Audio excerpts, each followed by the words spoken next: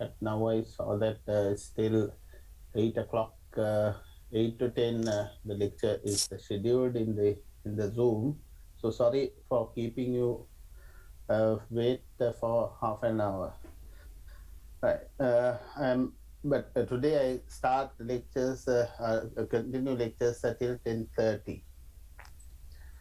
We go through the uh, wait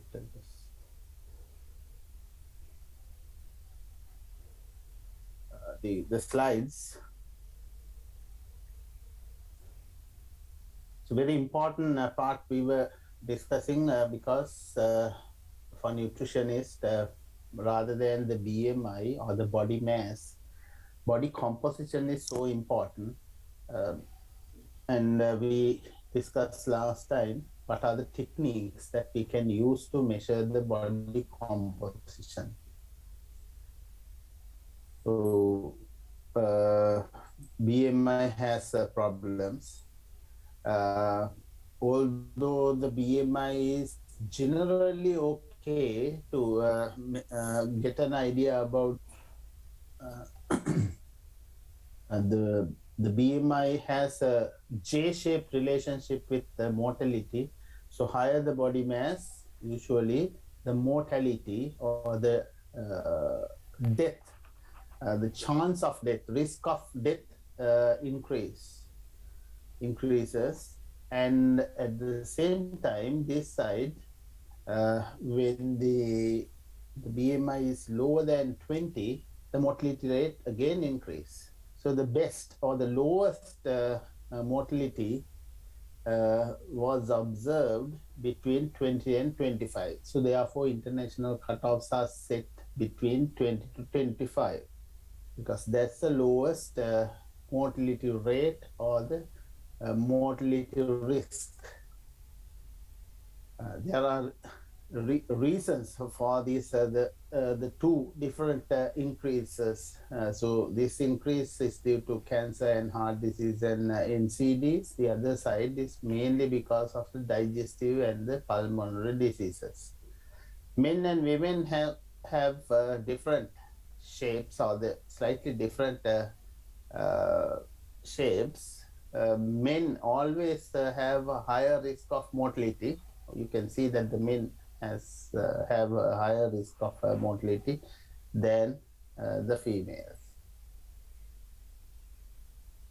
BMI cutoff values, there are issues. So we think that the BMI cutoff values are not suitable for Asians. So then therefore, uh, uh, separate cutoffs have been suggested for Asians. The reason is at a lower BMI, we start to increase our risk of mortality, not like that the previous J-shaped curve, but our curve is slightly different, and we start our uh, increase of the mortality, increase of mortality, something like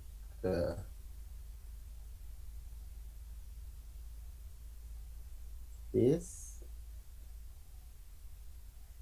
You can't see it when I'm drawing. Yeah, okay. So we start it. Can you see my drawing or not? Yes, sir, we can see. You can see. Okay.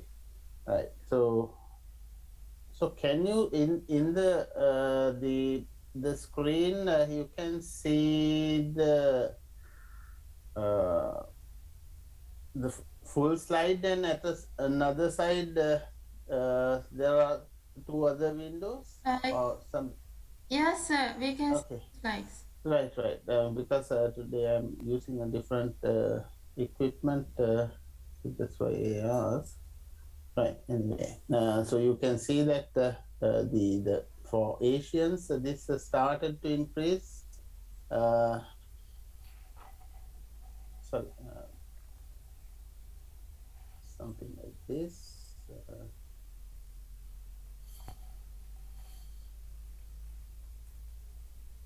at the 23, it start to increase like this. Right? This part is more or less same, but at 23, it start to increase. Okay? So that's what happened. So then therefore, later on I will explain you the reasons why it increases at that time.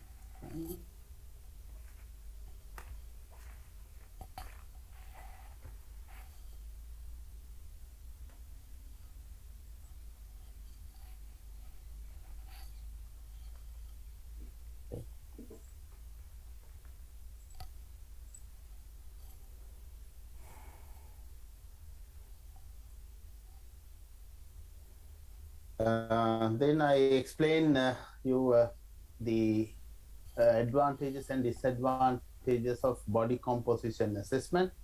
There's a two compartment model. Using the two compartment model,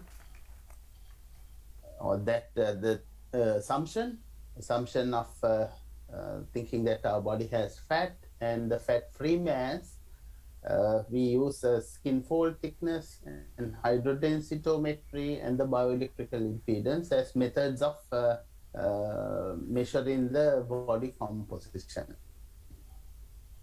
And then we have a four compartment models: water, protein, fat, and minerals. There we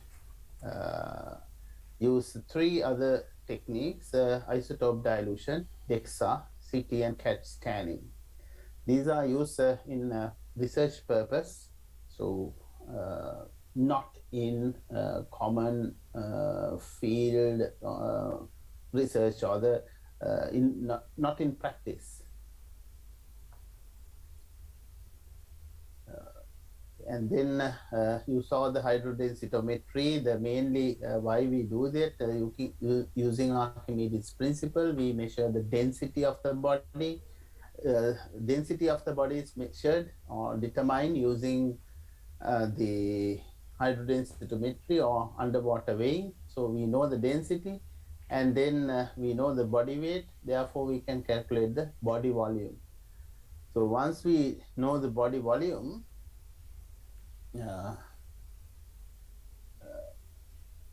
so when we know the body volume, we can calculate the, okay, we first calculate the body volume using Archimedes principle, and then we know the body weight, and then we can calculate the body density.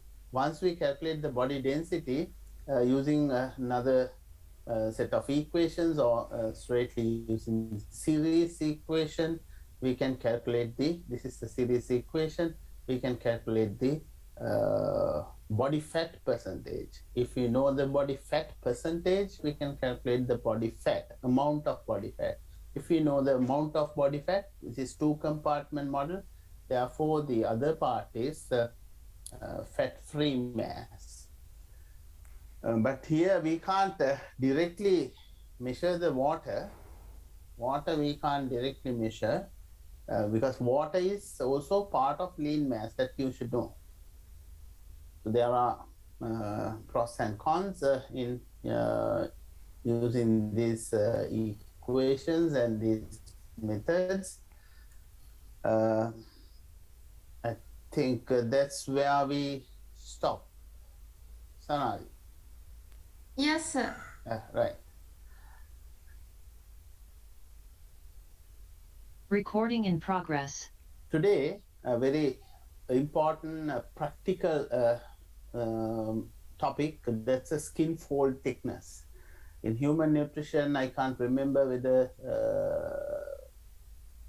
no, I think you didn't have time to do this kind of practicals, but skin fold thickness is commonly used in nutrition to get an idea about the subcutaneous fat. Mainly, we measure the subcutaneous fat, but finally we assume that our subcutaneous fat is is a measure of total fat. So we measure subcutaneous fat and we assume or we calculate the total body fat using equations. So this is a skin fold caliper, and this is the, let's say this is the arm. So in the arm, we take the measurement of the double fold of the skin. Double fold of the skin.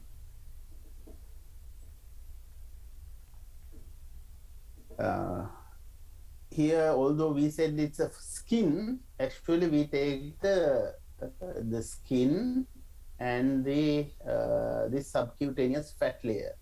Both are together because the skin alone, the skin is very, very thin. We cannot measure the skin, and so there's no point of measuring skin. So we actually measure the skin and adipose tissue, but no muscle. Everybody should touch your arm here, this arm, and then like this, you get this the fold. This is your fat fold. Right? So in the top of the arm, you need to get this part. This is the fat fold. This is my fat fold. Right? But I'm sure that the girls in the class might be having bigger fat fold than me, although I am fatter than you.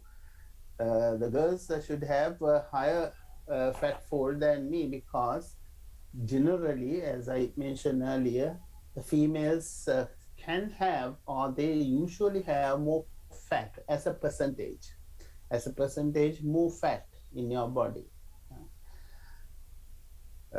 But don't, when you grab this skin fold, it shouldn't be the muscle. You should not get the muscle. If you touch the muscle, then you will feel that it's you are touching the muscle, but just the skin and the skin fold. It's not, or it's you can get it easily.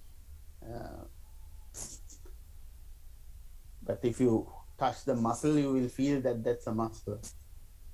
This is relatively inexpensive method of measuring the fat content in the body. Very fast, quick, and this is portable. You can carry this equipment to any place. And large database means the cutoff values, reference values are available. So the skin fold measurements, although we take skin fold measurements, remember that there is a variation in the skin thickness among individuals. Now, we all know that some people have very smooth and thin, actually thin skin, and some people have a little bit thicker skin. It's not thicker means not several inches, but it's a fraction of millimeters, but it's still a little, or there is a difference. So individually there is a difference. So when we use only one equation, a particular equation to calculate this, there can be some errors. So all these things are about the skin fold measures. Actually, these things should have been explained in the practical class. But I try to give you a little summary about or the main points about skin fold measures. Later on, you can read these ones, and also the other reading materials given in the LMS. Skin fold thicknesses are less precise than the circumference in overweight individuals. When you take these measurements from overweight people, the accuracy, or sorry, the precision is not very good. Now you know what is the difference between precision and accuracy. Precision is a repeatability. When you repeatedly take the skin fold measurement from a person, say, a fat person or overweight, obese person, the precision is less. So it's difficult to repeat the same measurement. But skin folds are less affected by edema than the circumferences. Circumferences means earlier I mentioned about the mid upper arm circumference. Likewise, there are some other circumferences. We take the mainly the mid upper arm circumference, but compared with mid upper arm circumference, skin folds are less affected by edema. What it means, if somebody is having edema, then when you take the circumference, that measurement is not very correct. So in anthro software also, I mentioned that when you enter data, it asks whether the child has edema, because if you say that the child has edema, then the software uses some correction factors in calculating the z-score. When somebody is having edema, the caliper press. The caliper has these the two arms and these the two parts in the caliper. When it presses, the edema does not matter, because the fluid content of the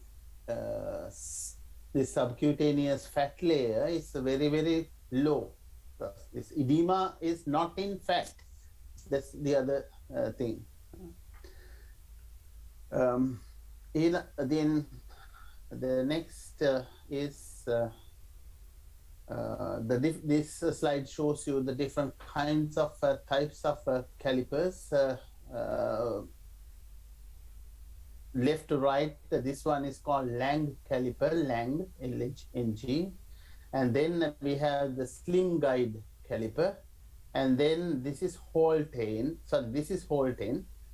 And this is Harpenden caliper, different calipers. Now, all four are available in our department in the laboratory. When you come there, you can see them and you can use them. So in skin fold thickness, there are certain assumptions. We predict the non-subcutaneous fat, that is called visceral fat. More than 50% of the fat is subcutaneous in our body. More than 50% of the fat is subcutaneous, but there is a certain amount of fat inside our body that is called visceral fat.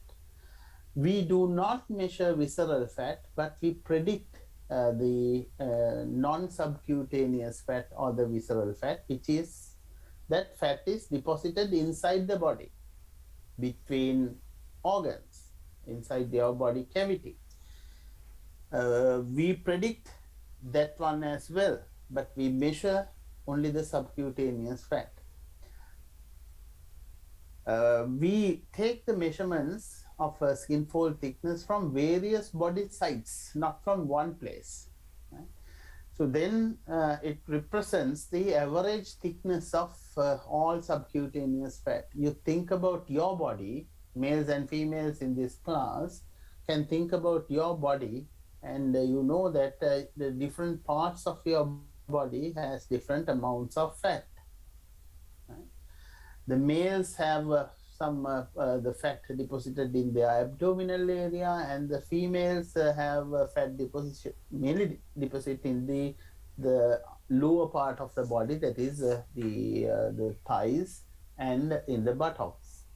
And also the females have the fat layer in their breast and also near the chest.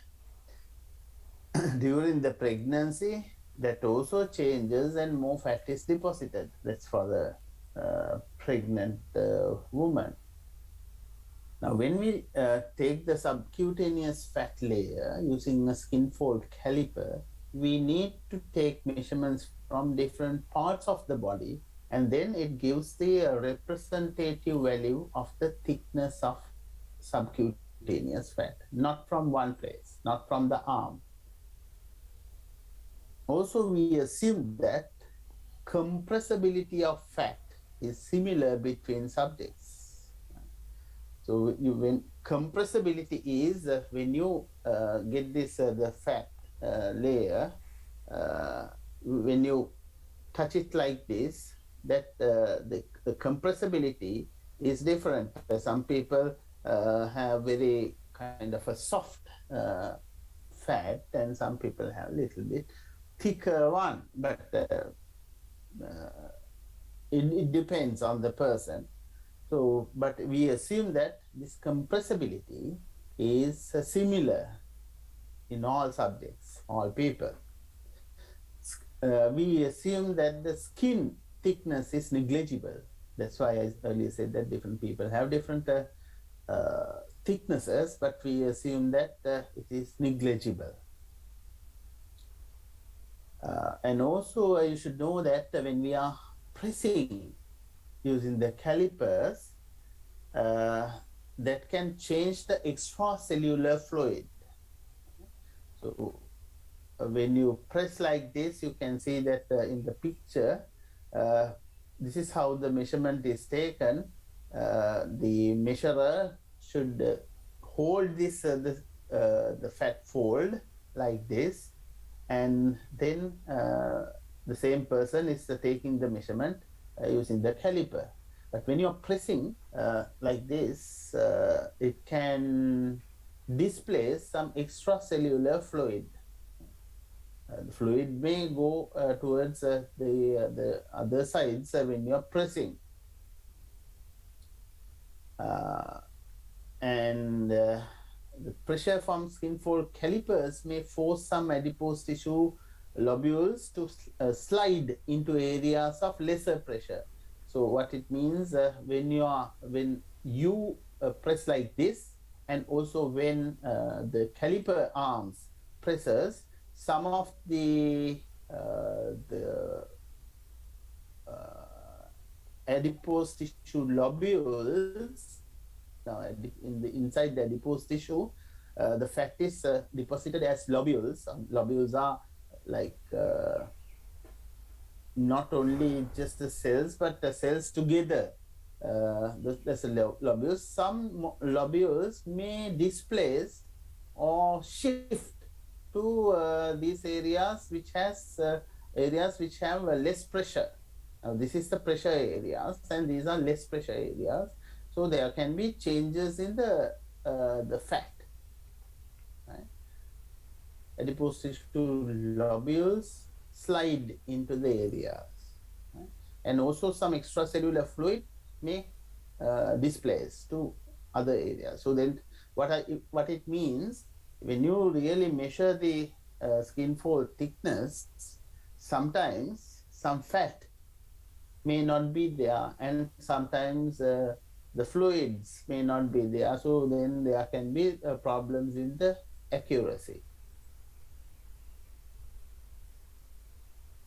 There are some limitations. One is a technician's error. It is very difficult to take all these measurements, and the skin fold thickness is affected by several factors other than the amount of fat. For example, when someone is doing physical exercises, say athlete, sportsman, exercises increase the skin thickness. Not doing exercises one day, that won't increase your skin thickness. But if you are a person who is regularly doing exercises, skin thickness increases. Also, dehydration reduces the skin thickness. If you are not drinking enough water or dehydrated, then the skin thickness reduces. Edema also increases skin thickness. You can imagine that. And also dermatitis, the skin rashes, the skin problems increase the skin thickness.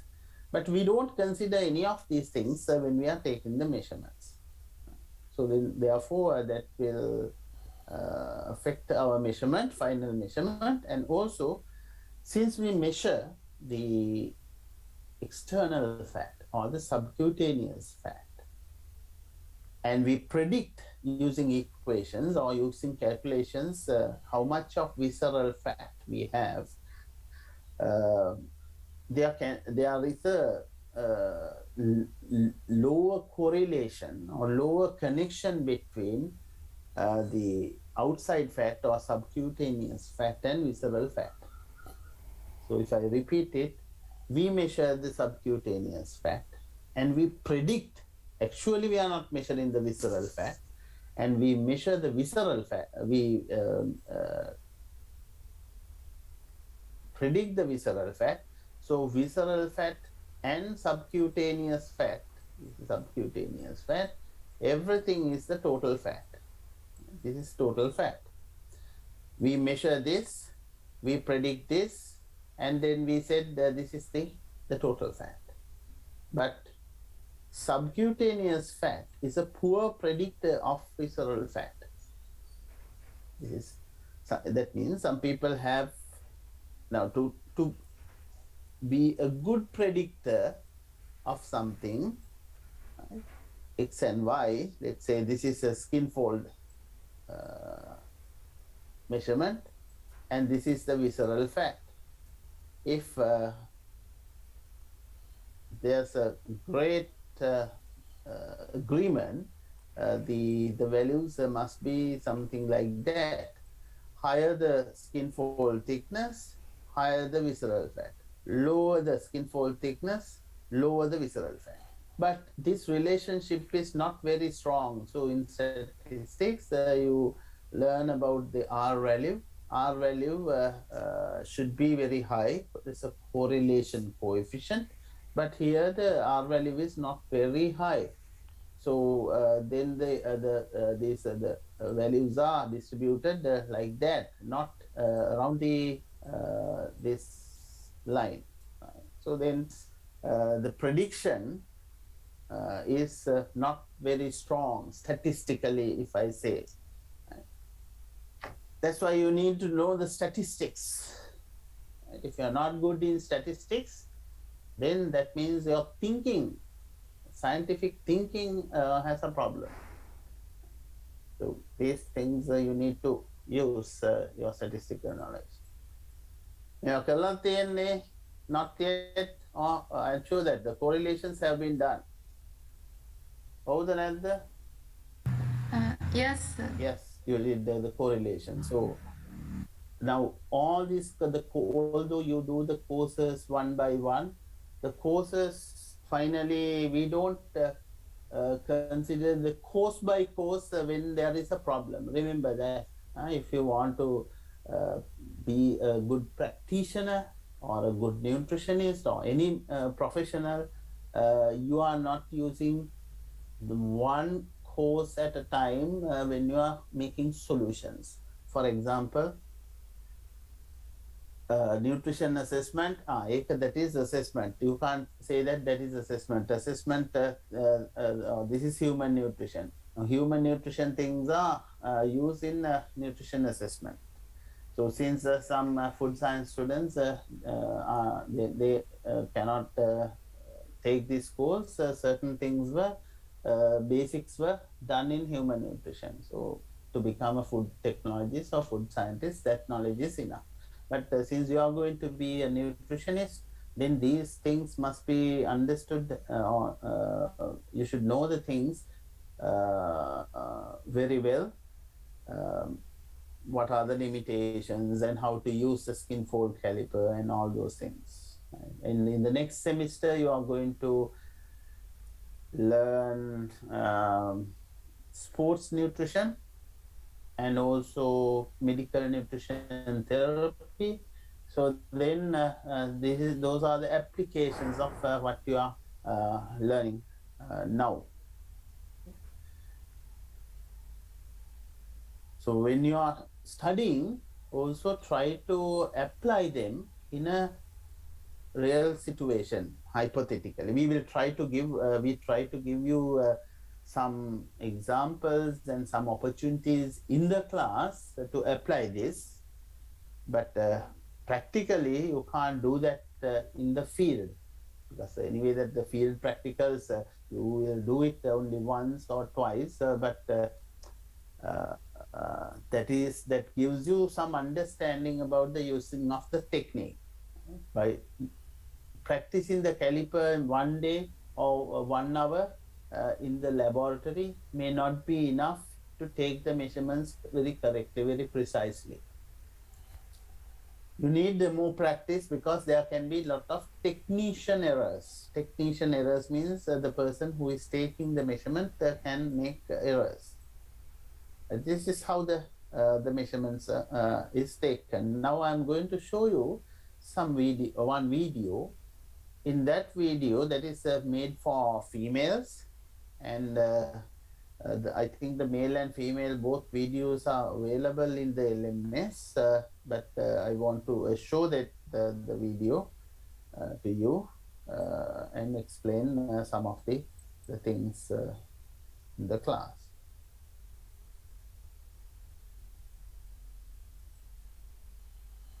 This the video is about the taking the measurements. We take the measurements from 7 places. So I use the female one because there are a lot of females in the class. Male one and the female one is slightly different, but most of the measurements are taken from the same place, but males and females have different bodies. So then therefore the measurements can be slightly different.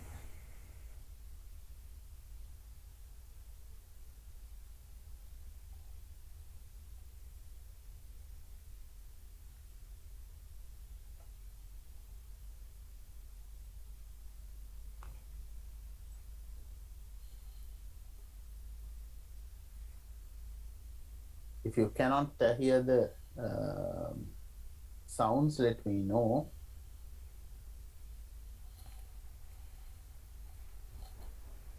So this is the basics of skin fold sites and the procedures. Appalachian State University in the Exercise Science Department. And well, I'm Tracy Haynes. I'm here at Appalachian State University in the Exercise Science Department.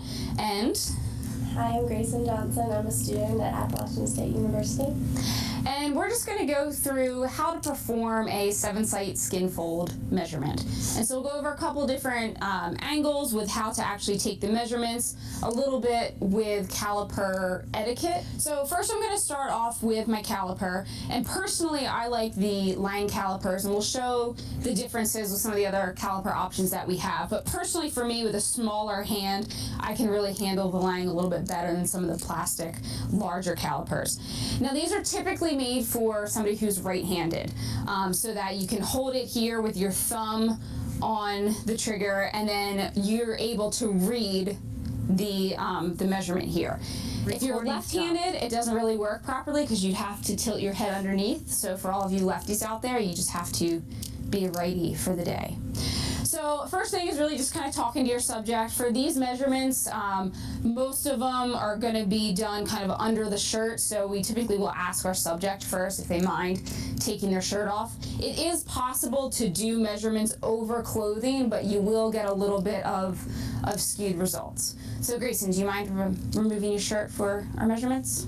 So the first measurement that we're going to take is going to be the tricep. And so all of the measurements that we're going to do are going to be on the right side of the subject's body. So just make sure you're always using the subject's right side of the body. Even when you turn them to and from, it's not your right side, because if they face towards you versus away, it will change. So we're going to start with Grayson's right side. And for the tricep, this is actually one where we are going to measure with a measuring tape. So the location for the tricep is going to be halfway between the acromion and the olecranon process. So basically the end of your shoulder here and your elbow. So what I'm going to do is measure from the top of the shoulder to the elbow, and find the halfway point. So we're right at 16.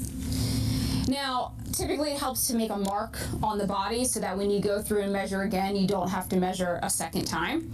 So I'm gonna take that halfway point, put a measurement, and then when we measure the tricep, we really want to measure it on the back of the arm, the actual tricep. So now I'm just going to transfer this mark right to the back of the arm, and then Is the midpoint of the upper arm. So this is the upper arm, and she took the midpoint, taking the measurement from the length of the upper arm, and then halfway through, the halfway point is the mid of the upper arm, and she made a little mark at the back side of the arm, because we are going to take the measurements not from the front or not from the side, but from the back, that is the posterior. we'll have you come back and see the side of it. All right, so we've measured the halfway point and we transfer it to the back of the tricep. Now, what we do is we're gonna end up measuring right where we put that mark. So I'm gonna grab the skin fold with my 2 fingers and I'm gonna grab above the mark so that when I put the caliper on, it's actually on this mark here. So I'm gonna grab and try to separate out the subcutaneous fat from the muscle. 17. All right, our next measurement is going to be the subscapular. So the measurement taken was the tricep. So this is the tricep muscle, and but we don't take the measurement of the muscle, but we call this is the tricep. This is the place is called as tricep, and then the next one is subscapular. This, you're going to kind of find your subject's scapula, so the shoulder blade. So sometimes on here for Grayson, I can find it pretty easily, but some subjects you might not be able to. So a little trick that you can do is ask your subject to place their arm behind their back. And you notice when that happens, it kind of pops out the shoulder blade a little bit. So I can find the edge of that shoulder blade. So you can get. I think it's a better idea when you are seeing this video. Try to do it by yourself, not taking the measurement, but at least touch those places and find out whether you can also feel these the places, the subscapula. She said that in some people it's easy to find, and if you are really skinny or not very fat, but if you are so fat, then you can't find that subscapula that easily. So then somebody has to touch and press and find out the exact the place. And relax now. And the shoulder blade kind of comes down and then back up. So we're gonna measure 1 inch away from this medial border of the scapula. Now you'll notice a little bit of difference measuring males versus females, or females are typically gonna have a sports bra on, and they tend to kind of come right down this region here too. So the spot where I wanna measure is actually right here underneath her bra. So kind of proper etiquette with doing this is first letting your subject know that you might have to move their sports bra a little bit. And the way to move it would just be down a little bit. What you don't want to do is realize to get to that location, you don't want to lift from the bottom up. We just want to kind of slide down slightly. So is it okay if I slide your sports bra down a little bit? Okay. So I found that area. I'm going to come down about 1 inch. And this is going to be a diagonal measurement. So that point is important, and this diagonal measurement. So earlier what she took was, you can still see the place. So she took this the previous measurement as the vertical measurement, but now she's taking the measurement diagonally like this way.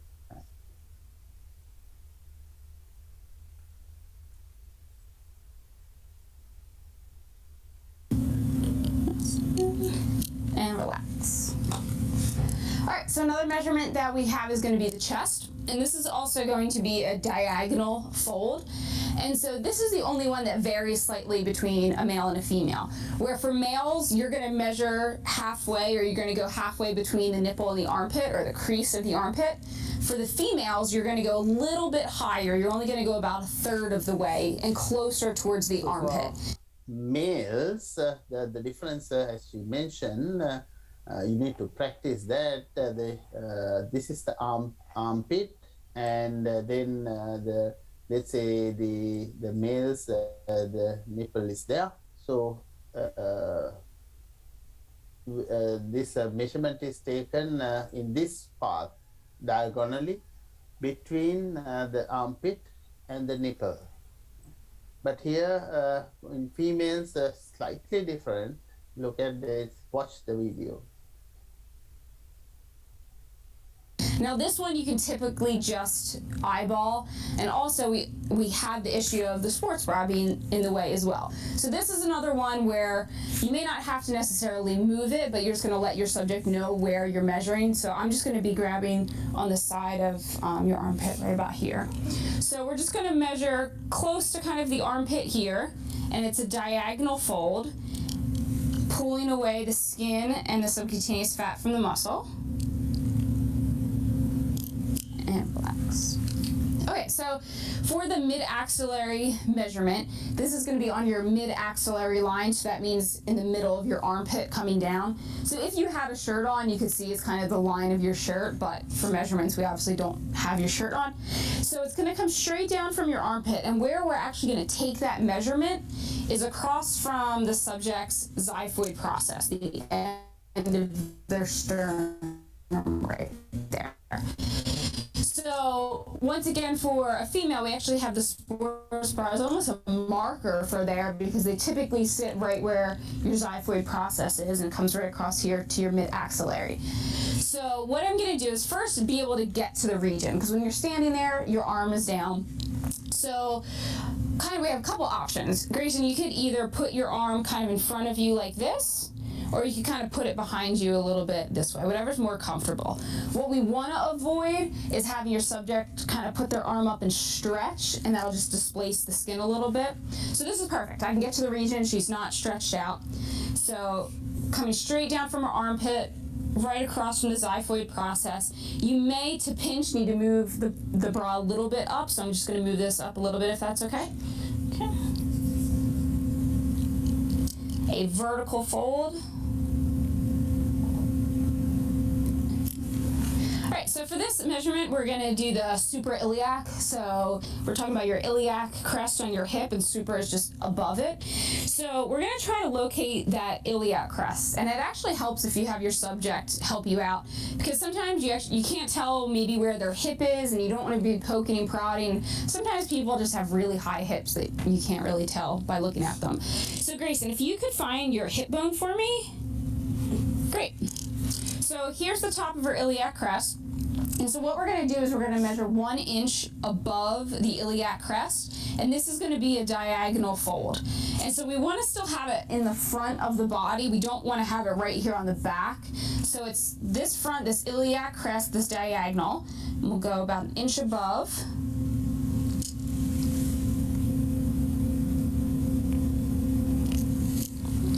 So our next measurement is going to be abdomen. So this one's pretty simple. It's just going to be 1 inch to the right of the subject's navel. So just find the belly button. We're going to go 1 inch to the right. So I'm going to grab the top. Sometimes I kind of get down, but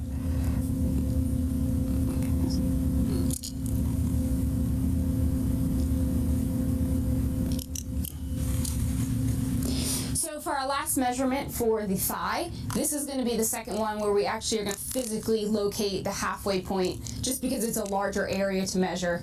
So this is going to be on your subject's right thigh, and it's going to be halfway between the inguinal crease, which is kind of the groin here, and the top of the patella, which is the kneecap.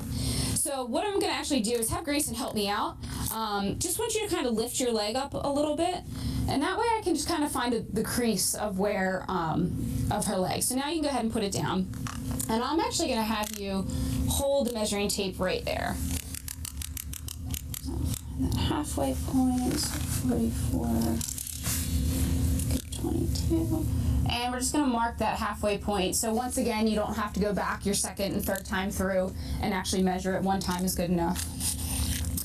And so the thigh, I think, is one of the trickiest measurements to do on a subject. The body fat really varies per person, but sometimes it's kind of harder to pull that skin away from the thigh.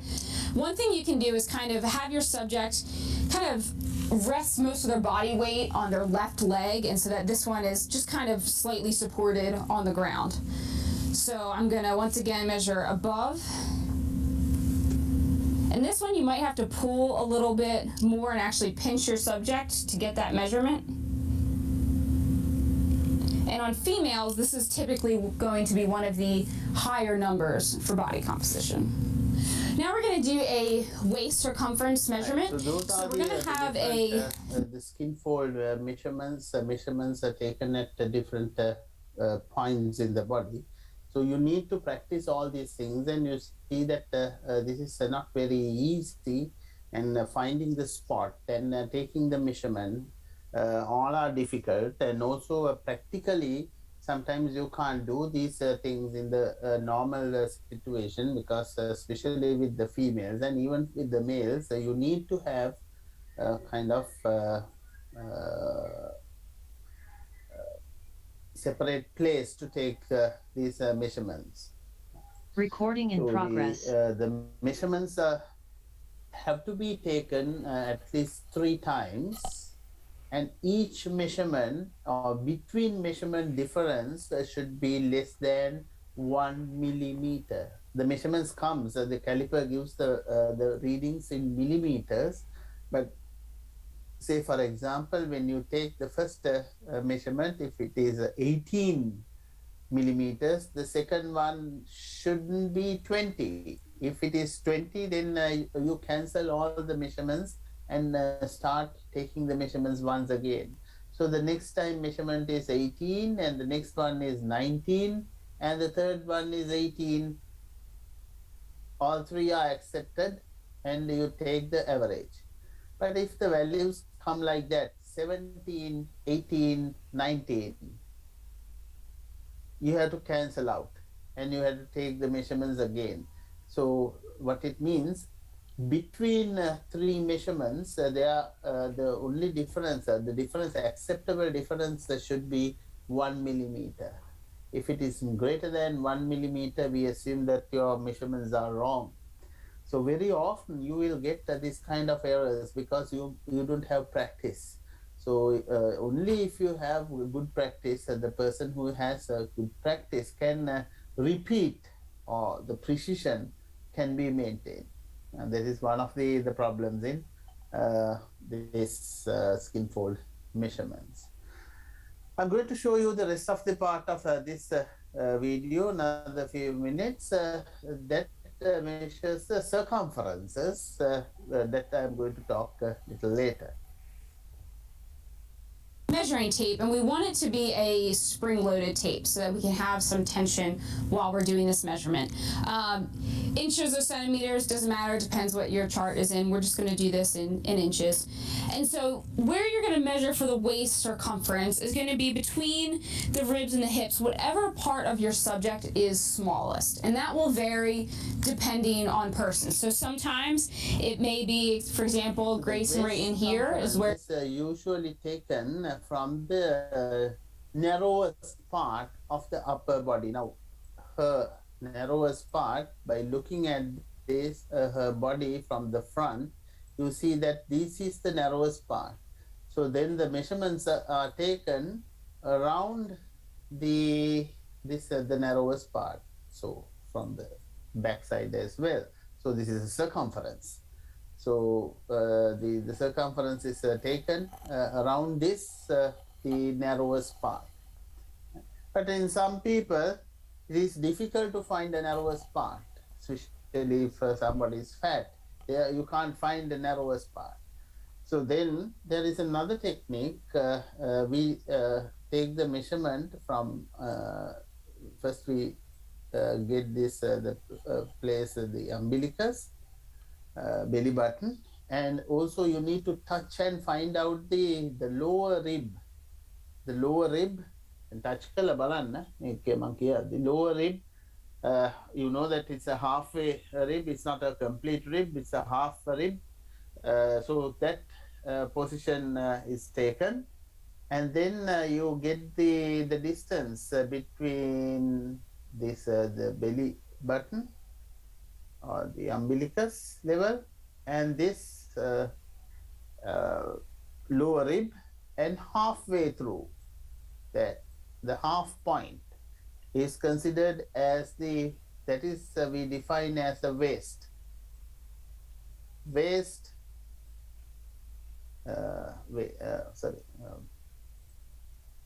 this is the waist. Mind the spelling, waist. When we say wasting or wasted, this is how we write, but this is I, waist.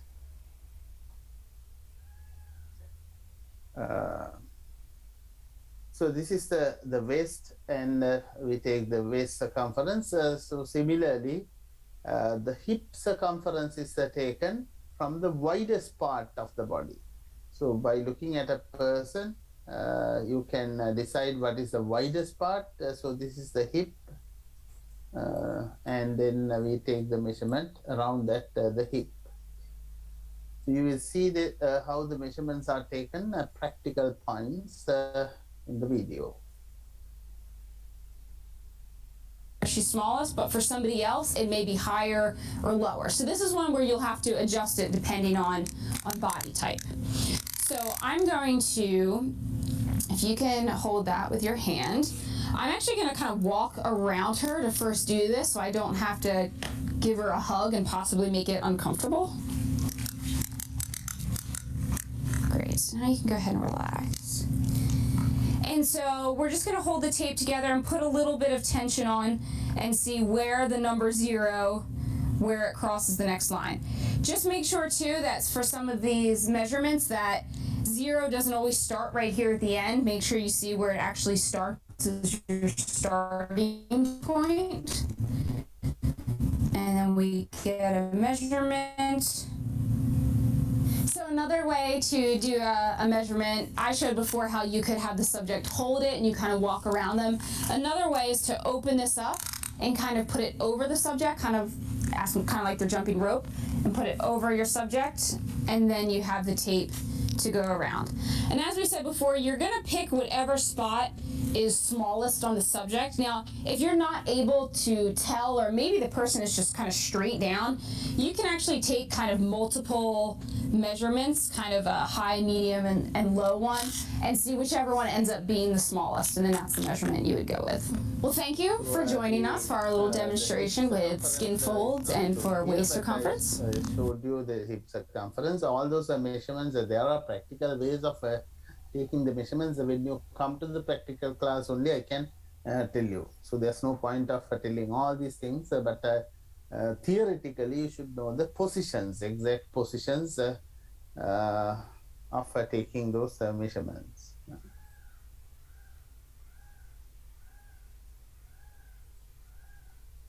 Bye. Thank you, Grayson, for being our lovely subject. Now let's go back to the slides once again.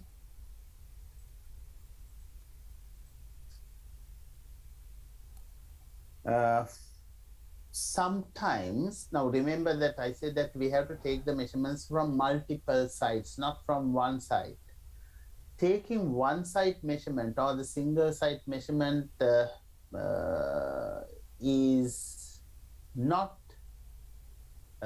acceptable, and you cannot calculate the total body fat using single side measurement.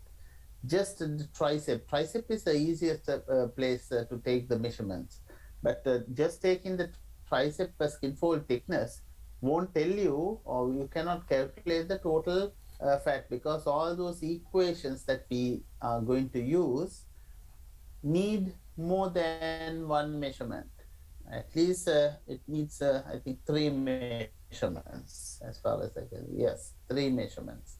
One measurement is not enough. However, for certain practical reasons, say for example, if you are a dietitian or a nutritionist who is doing some programs, or your client needs to reduce the weight of reduce the fat in the body. We are talking about the weight reduction most of the time. Weight reduction means, now you should understand, it's not really the weight reduction. we expect fat reduction in the body. If somebody is obese or overweight, weight reduction, that is how we say, but actually it's a fat reduction. Otherwise, we don't know whether it's a water reduction or the muscle reduction or the fat reduction or the bone reduction, because the body has different components. Actually, what we really want is to reduce the fat amount in the body. So if you are doing such a weight reduction or fat reduction program, you can take this single site measurement, tricep skin fold thickness. Right? So if I take your measurement today, and then I ask you to do exercises, food restrictions, and the portion size restrictions, the various advices are given. So you are in my program of reducing the fat. So after 1 month, again you come to my clinic, and then I measure your this tricep skin fold thickness, and that should be lower than what I have measured earlier. So that shows that you are losing the fat. So if you want to see that whether person is losing the fat or gaining the fat, just single site measurement is enough practically. Right? So recently somebody called me, one of the pass out graduates called me and asked that he is doing a clinic for weight reduction, and he asked that how to use these things. Although these things were taught in my classes, he wanted to know which measurements he should take, and I said that just one measurement is enough for his purpose. His purpose is not to calculate the total body fat. He wants to calculate, he wants to know whether the person is losing the fat. So then today he can take the measurement, and then next few months continuously take the measurement and see whether the person is losing fat. Few millimeters difference you can see. So that to see that difference you need practice. Otherwise, if you don't have practice, today you measure that and say it's a 20 millimeter, and then the next month since you don't have practice, you will get 19 millimeters or 18, and you might think that okay, the person is losing the fat, but actually it's not losing fat. You took the measurements wrong way. Right? So very accurate or precise precision is important. Tricep skin fold thickness, or else you can take the subscapular skin fold thickness. That is also not very difficult, and then you can use the single site measurements. And this is not for estimating the body fat, but to compare this month and another month, or compare one person with another person, right, who has more fat. Two side measurements, sometimes we take the measurements from two sides, then the tricep and subscapular together, and you get the summation of that, tricep plus subscapular. So in the next month, you take again the tricep plus subscapular and see whether there is a difference in the value. This is correlated with the body fatness in children, especially if you are taking the measurements for children. These two can be taken. And sometimes we take tricep and calf skin fold. These kind of charts are available. For example, this is the tricep and subscapular, tricep and plus subscapular. If when you if it's a boy, and if the value is here, then you can get the corresponding percentage of body fat. So this person has a 23% body fat. But if you look at the girl, same, say 25 is the tricep plus subscapular. The girl has slightly higher fat level, that is 24. Right?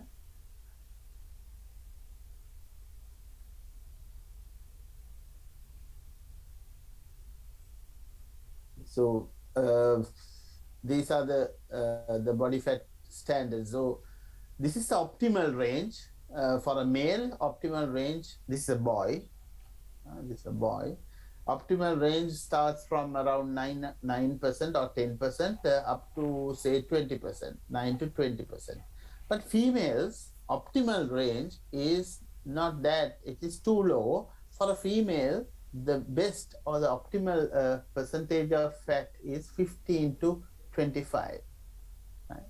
So for adults also, you can have up to 25% of fat, and the males should have lesser fat, around 20 maximum. Usually, if you really want to calculate the total fat, you need to take the multiple site measurements, many sites, and there are many equations. Jackson and Pollock equation and Durnin and Wormsley equation. So there are so many equations that you can use once you take the measurements.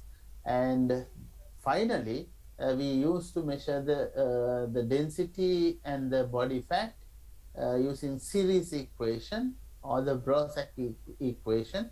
Using this, we can calculate the body fat percentage. Actually, most of these the equations give the body density. When you take all these measurements, many equations give the body density value. Once you know the body density, again you have to use a series equation to calculate the body fat. But some equations directly calculate the body fat percentage. Now, for example, look at these equations given by Durnin and Wormsley, published in 1974. You see that this is the reference. When you are quoting somebody's work, you need to give the reference on all the assignments or the practicals. You should know how to give the reference. So equations from Durnin and Wormsley, we give the initials here in 1974, and this is the journal article name, the title of the article, and it was published in British Journal of Nutrition, volume 32, page 77 to 97. So this is let's take one equation for your age, the males, body density 1.1631 minus 0.632 minus log summation. Log summation is summation of tricep, subscapular, suprailiac, and the bicep skin fold. Bicep is the front part of your arm. Tricep is the posterior, and the anterior part is the bicep. So there are different measurements, different equations use the different measurements. Now, these are another set of equations. Some equations measure the body density, and some equations measure the percentage of body fat directly. Now, this X1, X2, X3, X8, and all these things are the skin fold thicknesses are taken at different points. For example, X1 is a summation of chest, mid-axillary, tricep, subscapular, abdomen, suprailiac, and thigh skin fold. So all those measurements you have to take and then get the summation, that is X1. So you substitute this X1 here to this one, and then again X1 here and square, and X8 also you need to get. X8 is age in years. So in many equations, age is used, right, X8. So using all those variables, you can calculate the percentage of body fat, or else body density. If you know the body density, you know what you have to do next. Right, so all these are equations. The skin fold measurements always some problems, like you need to ask the person to undress to take certain measurements, and there are some problems about the precision and Also, cutoff values, we don't know. Sometimes for some age groups, the cutoff values are not available. For example, elderly people. Taking skin fold measurement is very difficult. You see that their skin is wrinkled, and then you can't take the measurements, and also the cutoff values, and these equations are not applicable. Another thing that you should know that these equations all developed using the white populations or the Caucasians. So for Asians, we don't know whether we can or these the values that we get from these equations are acceptable or not, accurate or not. Right. So in summary, the predicted values are less accurate than observed or the real values. The predictive equation should not be applied to a group that is markedly different from the group used to develop the equation. So the equations were developed with the Caucasians, and we can't use it for Asians. Important group differences may relate to age, gender, ethnicity, level of body fat. So then different differences can be found depending on the age, but for different age groups there are different equations. But gender wise also there's a difference. Ethnic group wise there can be a difference, but equations are not found for different ethnic groups. Right. So we will take a short break now, and then we will continue the rest of the part in body composition. We take just a quick 5-minute break. Recording stop. Circumference measurements. Circumference measurements are taken again to measure the fat amount. Again, we have to use the equations. The principle is measure the 2 fat sites and also measure 1 muscle site. So the fat sites we have to measure, and then the circumferences of the fat sites and the muscle sites, and then we can estimate the fat and the lean body mass. Now, all these things we need to do in the practical. So therefore, I'm not going to explain this Catch and McArdle. There are equations and the techniques. We need to take the muscle circumference here. It's like a upper arm circumference. Muscle circumference is taken, and then we can calculate the fat and the muscle mass. Now I'm going to show you another different technique that we use to measure the body density. Now this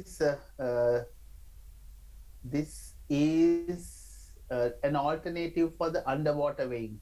Underwater weighing cannot be done practically, very difficult. You saw that video, how it was taken, and many people don't like to take this underwater weighing. So instead of underwater weighing, this equipment is used. So this is called plethysmography.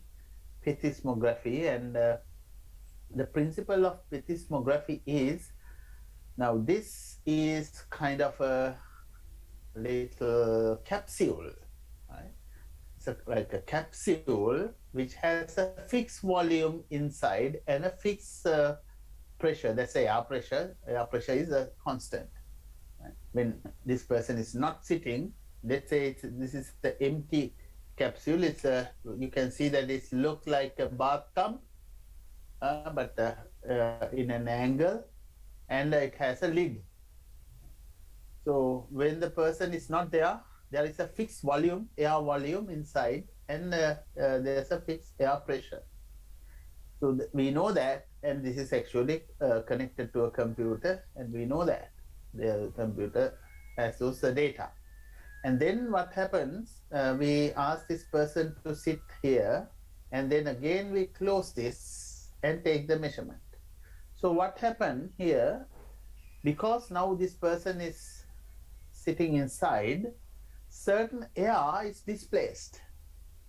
Now, in Archimedes principle, we measure the water displacement, but here we measure the air displacement, and using that, we can calculate the body volume. So again, this method is used to measure the body volume, and if you know the body volume, Then if you know the body weight, then we can calculate the body density. It's called whole body plethysmography.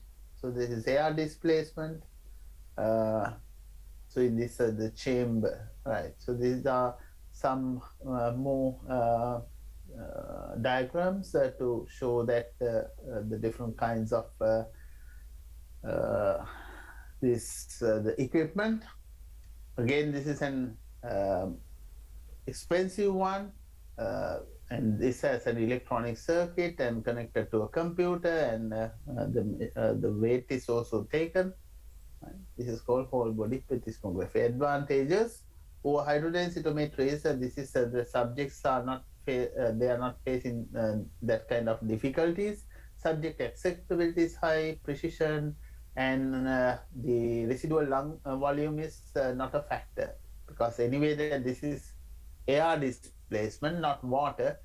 So then the lung volume we don't have to care. But remember that we did some corrections in Archimedes principle for the lung volume. Limitation is this is costly. It's about now I think it's more than this 25,000 or US dollars or more than that. So it's very expensive. Still assume that constant density of lean and fat. We assume that our muscle density and the fat density are same, but different people have different values. Now the next other important and practical method, bioelectrical impedance analysis. Bioelectrical impedance analysis provides a very reliable estimate of the total body water. Right? So here we measure the total body water, and using the total body water, we derive the values for body fat and the fat-free mass. Very useful in measuring this the body composition of the healthy individuals. But it uses a two-compartment model. All assumptions. We assume that lean body weight is composed of about 73% of electrolytic water. Right? So our lean body weight or lean mass, as well as muscles contain 73% water. That's one assumption. Fat contains 5 to 10% of electrolytic water. Electrolytic water is the water responsible for passing the current, or it has that the electrolytic properties, electrolytes. Lean body weight yields a low resistance. That's another assumption. If we have lean mass, then when a current is passing through the body, our body gives less resistance. Resistance is measured in ohms, that you know. But if you have more fat in the body, more resistance. Through the fat, sending a current is difficult, and there is a resistance. Okay? And using these the principles, equations have been, the regression equations or the relationships have been derived, and this is the total body water. This is the total body water, right? Weight of the water. WTB is the weight of the total body. Yes, and it's then you multiply it with these factors. You should know the height and resistance we measure. So what we do in this bioelectrical impedance analysis, little current is passing through your body or someone's body, and then we measure the resistance to the electrical current. It's very small current, like battery current. You don't feel like it's going through your body.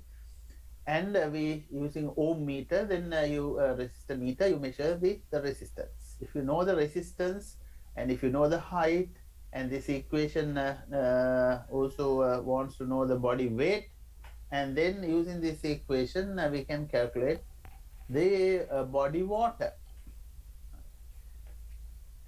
Now uh,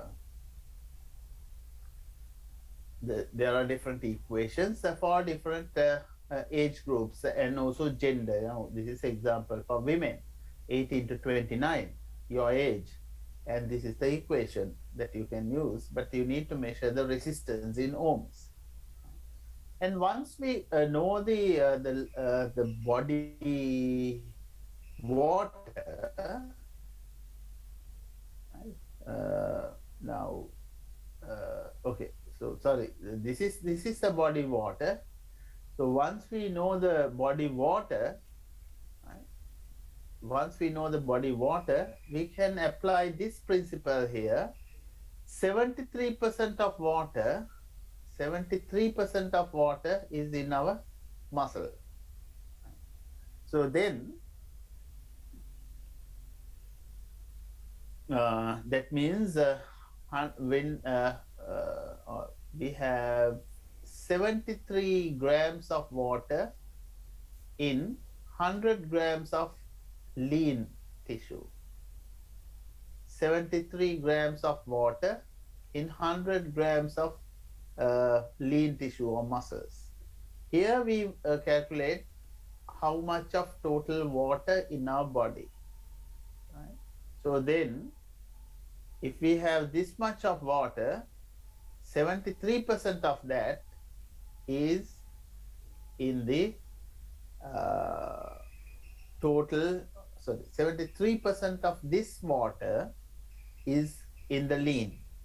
So we calculate the 73% of this, and now we have the value, let's say x kilograms of water. Now we calculate how much of water in the lean body weight, in our lean part. Two compartment model, we have fat mass and the fat free mass. So in our fat free mass, 73% of water. Right? So we get the total body water, and from that 73% is the water in the lean part. So if we know the amount of water in the lean, and then we can calculate how much of total lean in our body. Now, for example, 73 grams of water in 100 grams of lean. So this kilograms of water then present in how much of the lean mass. So then, using the total body water, we calculate the lean mass, the total lean mass we can calculate. If we know the lean mass, the lean mass, this is a lean body weight. We know the lean body weight, and we know the body weight, and then we can calculate the fat weight. If we know the fat weight, and since we know the body weight, we can calculate the fat percentage, and then see whether the person has appropriate level of fat. I told you that we are taking those measurements from athletes, maybe from the next week. So all those things we are going to calculate, and we are actually going to use this impedance analysis. But we don't have to do this manual calculation, but this the equipment itself does the calculation and give us the value. We don't have to do any of these calculations manually. But you should know the theory behind the bioelectrical impedance analysis. It measures resistance, and using resistance, it measures the total body water. And there is an assumption that 73% of electrolytic water is present in lean body weight. And using that, we calculate how much of lean body weight we have. And if we know the lean body weight, then we can calculate the fat weight. So this is the current that we send through the body. That is a 50 kilohertz. That's a very small electric current. And we measure actually the impedance. Impedance is 1 over R. R is the resistance, impedance is 1 over R. Right? So electrical resistance of the tissue is measured by impedance. We don't measure the resistance. It's 1 over R.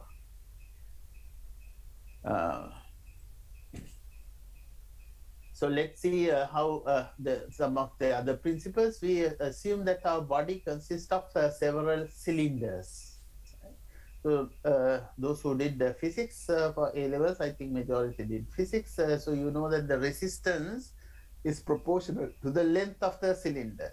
So that means R is proportional to the length of the cylinder. Increase the length will increase the resistance. Resistance is inversely proportional to the cross-sectional area. So it's 1 over A. This is a cross-sectional area. Right? So these are the principles are used in further calculations.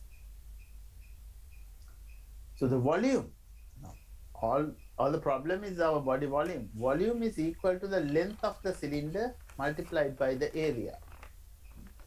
Therefore, if you know the resistance and the length, we can calculate the volume. So if you know the resistance and the length, we can calculate the volume. So again, the current is passing through your body and less resistance if you have more body water, and more resistance if you have more body fat. Right. Again, this 73% is considered, and also we assume that the body weight equals fat-free mass plus fat mass, right. And then we can calculate. All the things, the repetition, and also there are many other assumptions that we use. We assume that the lean body mass is fat-free mass. But you know that even the lean contains a little bit of fat. It's not 100% fat-free, but we have to assume that. Right? Water content in lean body mass is constant. It's 73%, or we can you say 70%, 70 milliliter of water in 100 gram of tissue. You take 100 gram of tissue, it contains 70 milliliter of water. Now look at this, the problem. In a healthy adult male weighing 70 kilograms, total body water was measured to be 42 liters. What is his lean body mass and what is his fat mass? If we know the body water, we can calculate these values. So the total body water is 42 liters, and using these assumptions, we can calculate that total body water is 42 liters, and then lean body mass is 60 kilograms. You see this 70 milliliters per 100 grams. So you need to do this calculation later and understand very well. Right? Since he weighs 70 kilograms, the fat mass is 70 minus 60, and then it is 10 kilograms. So 10 kilos of fat is there. So there are several equations that we use, or the equipment used for bioelectrical impedance analysis, and several calculations. You can go through these calculations. These are the substitution of these values, and then finally we can calculate the percentage of body fat.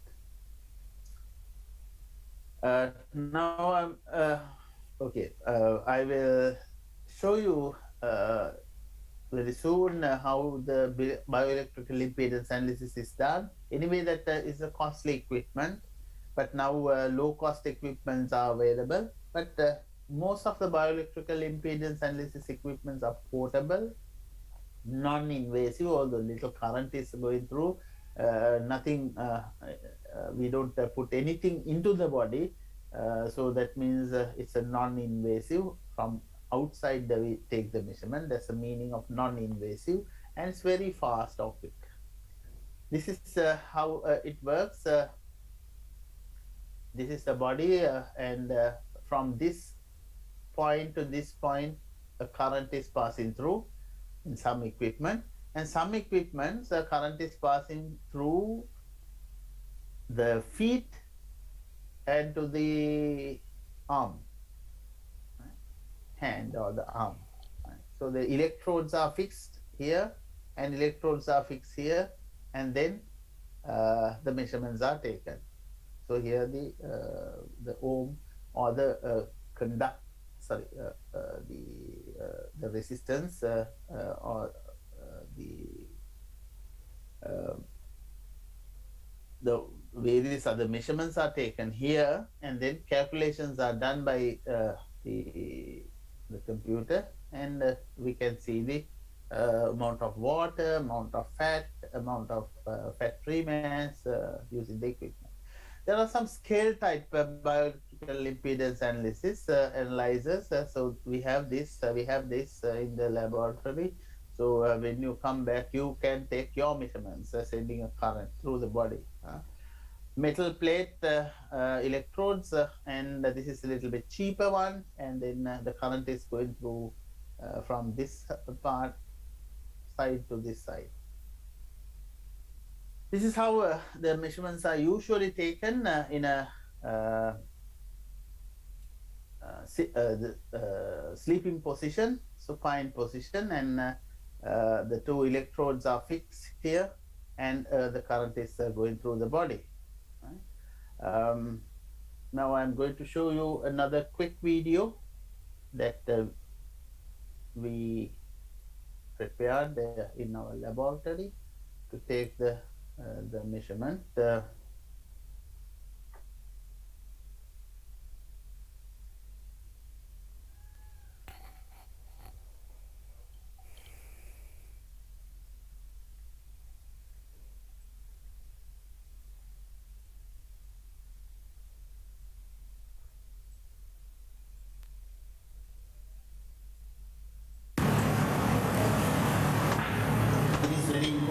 measure the body composition of a person. One of the techniques in measuring the body composition is the bioelectrical impedance analyzer. The bioelectrical impedance analyzer sends a little current through the body, and we consider the entire body as a cylinder or several cylinders. So this machine, the bioelectrical impedance analyzer, sends a battery current with 50 hertz, and then depending on the body composition, it measures the impedance or the resistance to the electrical current. So what happens here is when the current is passing through the body, if somebody is having more water or the lean mass, the current is passing more easily. And if somebody is having more fat in the body, there is more resistance. So let's see how it works. Now, first we have to ask the person to lie on the bed, fasting preferably, and adequately hydrated. And then we have to enter some information into the equipment. The basic information that we need is the age, sex, height, and weight. So let's enter the data.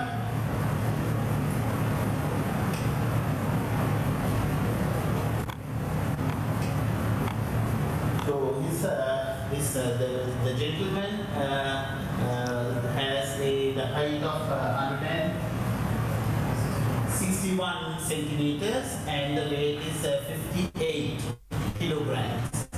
So we enter those data into the bioelectrical impedance analysis.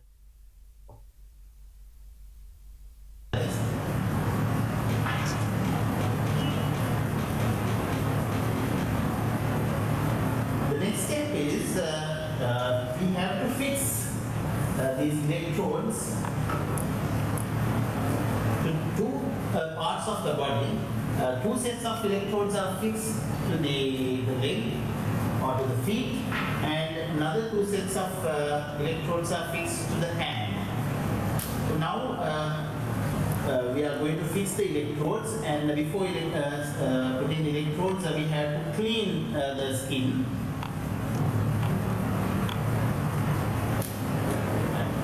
So specifically, there are certain positions that we need to clean. Let's say the middle finger is above the middle finger, and the wrist. Here also the ankle and the first finger, just above the first finger. And then the electrodes are fixed to these positions.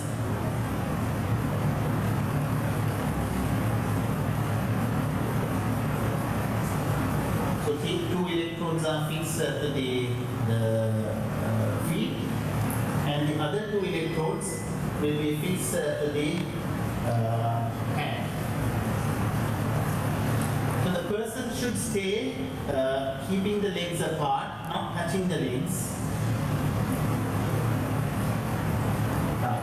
So now that the subject is ready for the investigation, and a small current will be passing through the body now.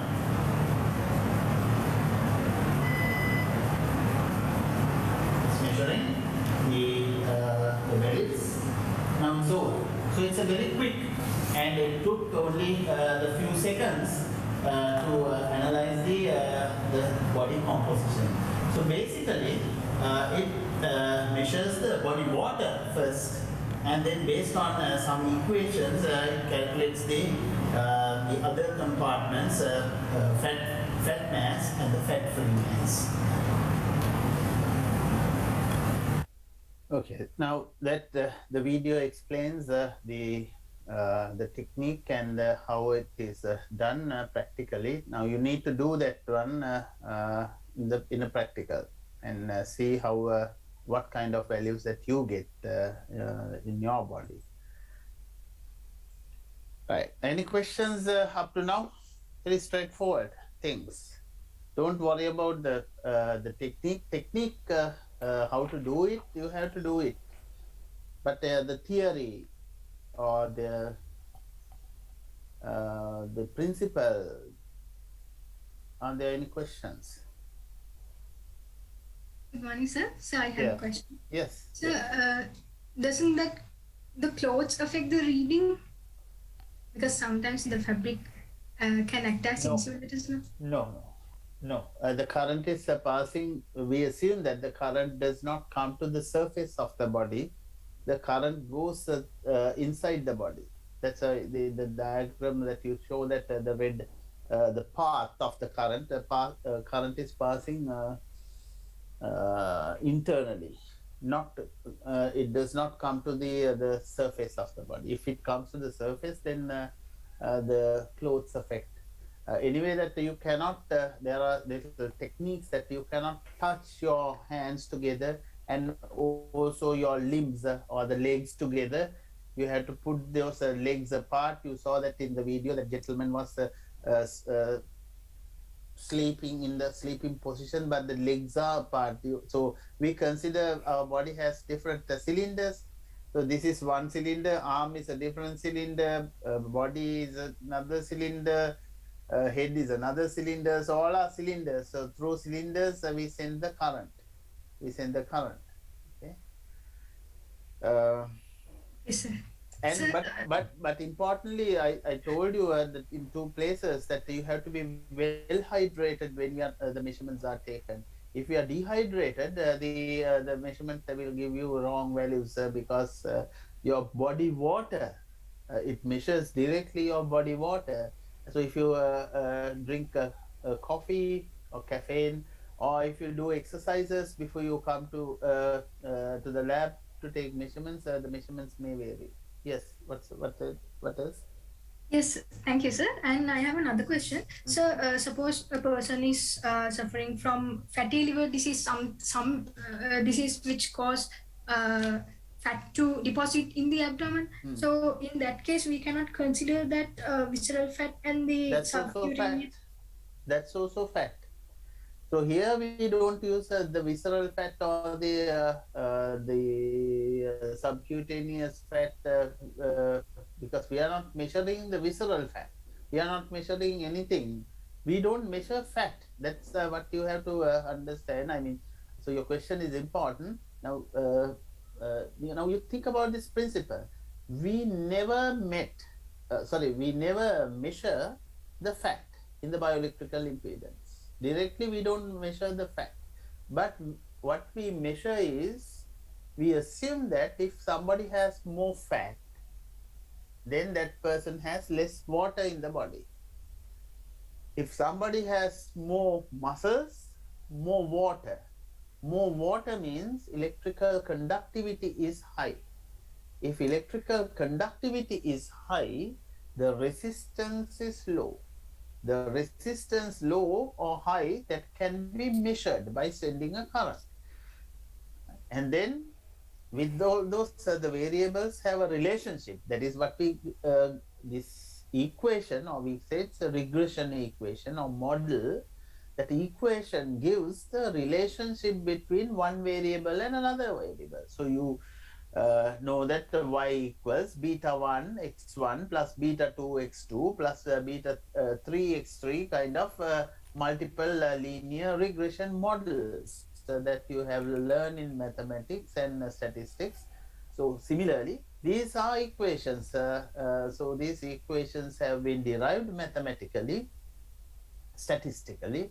So then we can substitute the values, and then finally y is something that we don't know, that's body water. We finally calculate, or this method calculates body water. Once we know the body water, then another assumption that we use, 73% of body water is in our muscles, or the muscles contain 73% water. So for example, 100 gram of muscles contain 73 grams of water. So then again we do another assumption and calculate how much of fat mass in our body. So the muscle mass, and then if you know the muscle mass, and if you know the total body weight minus fat mass, the muscle mass is fat mass. That's how we do the assumption. I'm sorry, sir. My last question is from the It's okay. skin Okay, fold. you can ask any number of questions. Yeah, Don't it's worry. from the skin fold measurement. Skin-fold measurements. Yeah. Okay. Before you ask the question, skin-fold measurement, we directly measure the subcutaneous fat, but we don't measure the internal fat.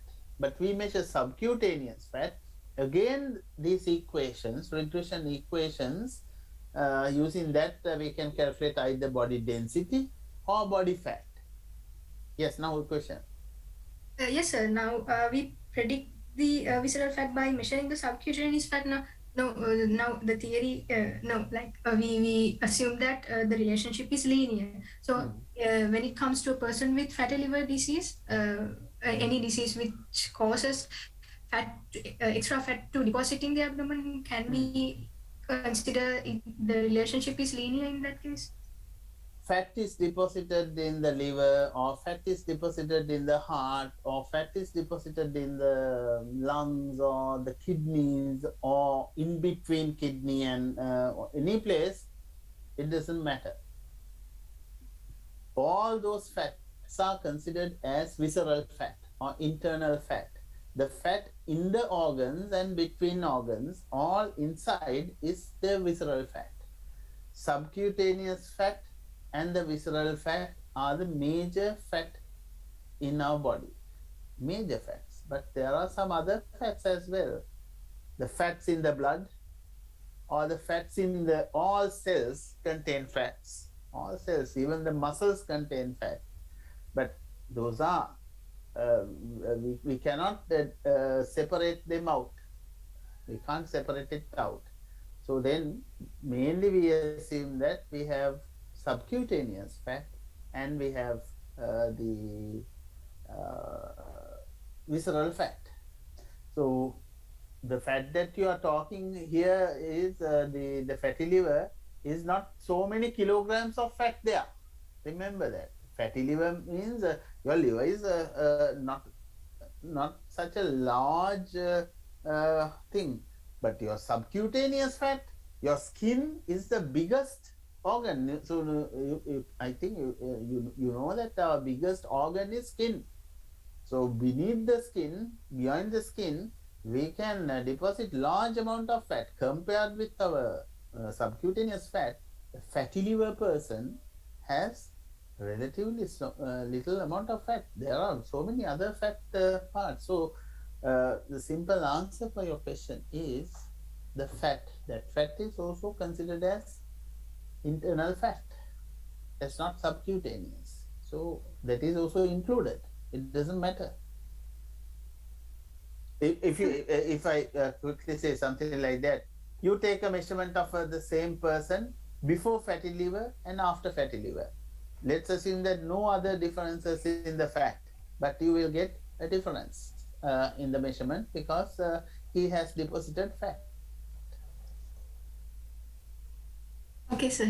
Thank you, sir. Right. So there's Patumi said that as water largely contains in muscles, muscle spelling, this muscle is it doesn't matter MUSSELS කියන්නේ බෙල්ලුව හරි through water, though water hasn't a calorie, if he or she usually not getting enough water, so water largely contains in muscles, that's right. So though water does not have calories, right? So calories are not there if he or she usually not getting enough water. But if he start to drink water adequately, is it help to gain weight, hydrating the body? No. Now you are forgetting the basic principles in physiology or the biochemistry. Now don't think that our body is a complete barrel. If it is a barrel, then you can pour water and the water will be there. But you know about the hydration of the body and how the body controls the amount of body water in the body. If you are drinking too much of water, that the extra water will be removed from your kidneys. That you should know. So very dangerous to think only from the body composition side, thinking that our body is a barrel or a cylinder and we drink water and the water will be there. So if we eat fat, the fat will be there. No, the body has a mechanism to control all these things. So there is no weight gain by drinking water.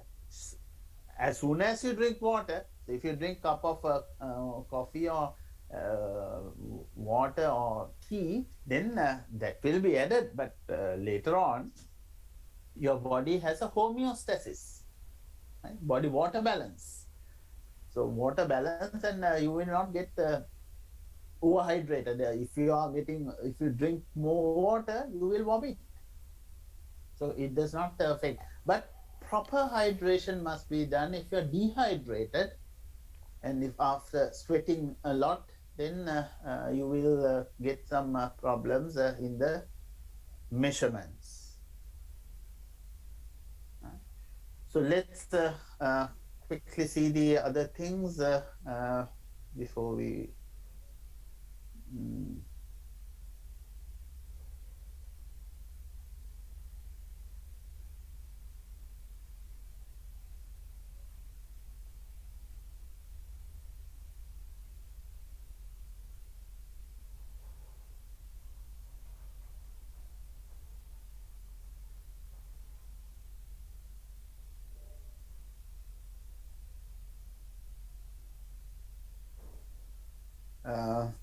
right. And also this is sensitive to body temperature, so then therefore avoid exercises. Sensitive to placement of electrodes. So electrodes have to be fixed at the correct point. And these are the normal values of the body fat. Right? So if you are a female, then acceptable range is 9 to 23. For a males, acceptable range is 6 to 15. But this is higher end for males 16 to 24. Females higher end is 24 to 34. So if you are having say 25%, more than 32% and more than 25% is unhealthy. That's too much. And also less than 5% for males and less than 8% for females is too low. This is too low amount of fat.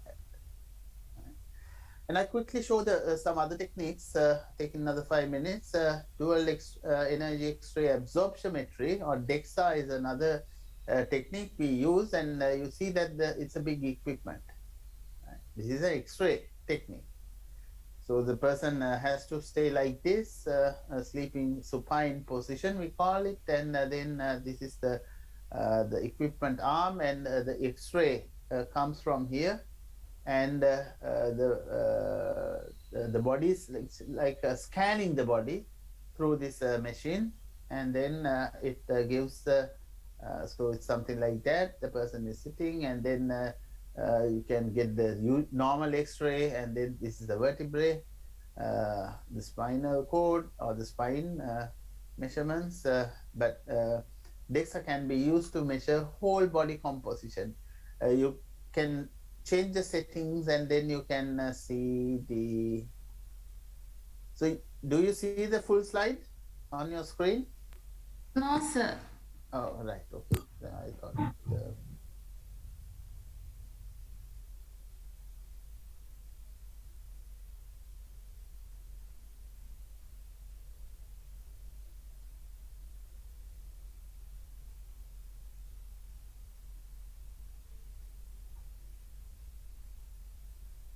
සද්දයක් නැතුව ඉන්න එපා. එහෙම පේන්නේ නැත්නම් ගාලා disturb කරන්න නැත්නම් බලන්න මෙසේජ් එක.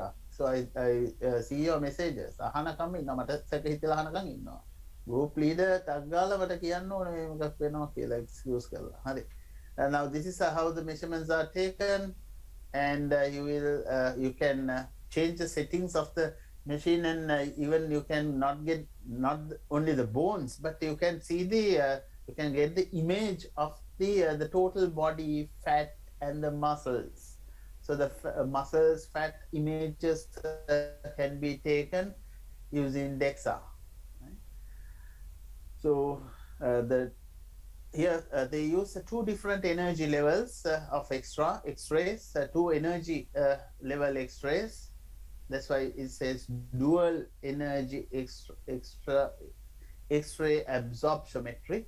And the computer analyzes this the point by point. You see that these are the different points. Computer analyzes all those points. The X-ray absorb.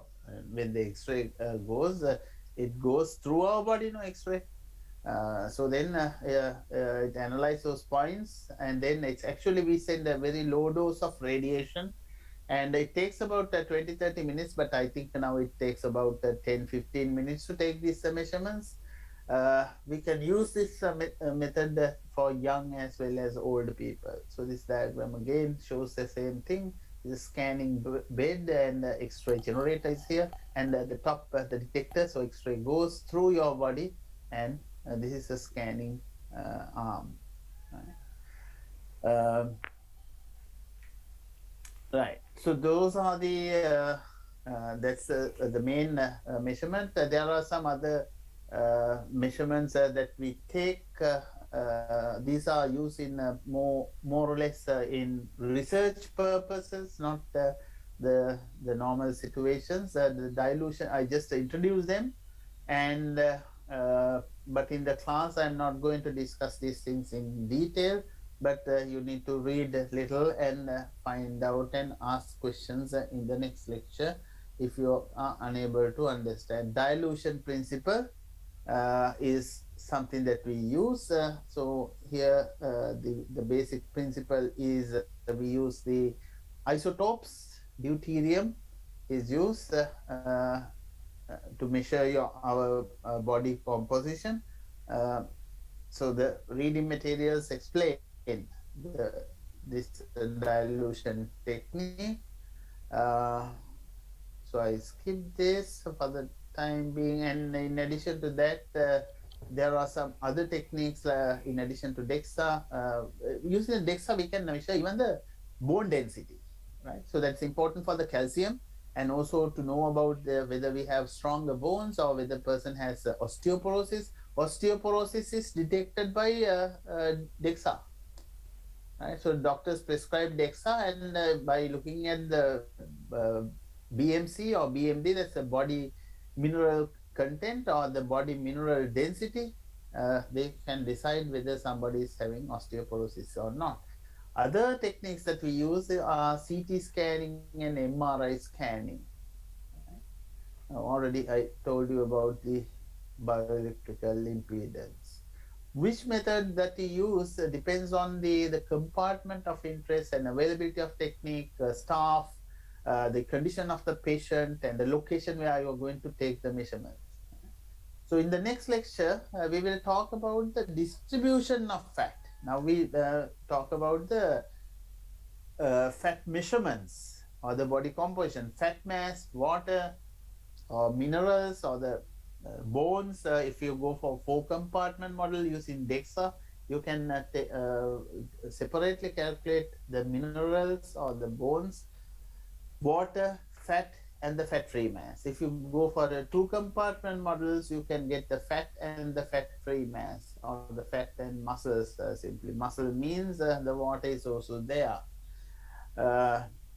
In the next session, that's on Friday, we talk about the fat distribution in the body, the things that you learn in human nutrition in more details. Here we discuss the android obesity and the gynoid obesity, or the apple and the pear shape, and its health consequences. So that's our next lecture on Friday. I hope you will give me extra 2 hours on Friday, so then we can have the practical on a discussion on. Hasara said that you requested a discussion on recipe calculation. That's important, I think. When you come to the tutorial class, everybody must attempt all the questions. Otherwise, don't come to the class. No? All questions you need to attempt, and if you couldn't get the answer, it doesn't matter, but you should have attempted. Right? You have attempted, and you should talk to your friends. So this is not an exam or something, so then you can share your answers and then try to understand. Don't wait until lecturer comes to the class and explain everything. Number 2, I have given you an exercise that you need to make a recipe at home, or cook a recipe, or make something, fry or cook. So there's a pro forma given. That practical thing you have to do at home. Otherwise, if you are in the university, we could have done it in our didactic lab. But now you have to do it at home. You have to take the measurements. You have to take the estimates, the portion estimates. If you don't have a kitchen scale, then you need to convert again into grams. So then you should have the idea how much of raw ingredients are now in your the curry or the final dish. So that thing you have to do. Without doing all those things, you can't understand this course. So with that, I stopped today's session, and we will meet on Friday. Recording stopped.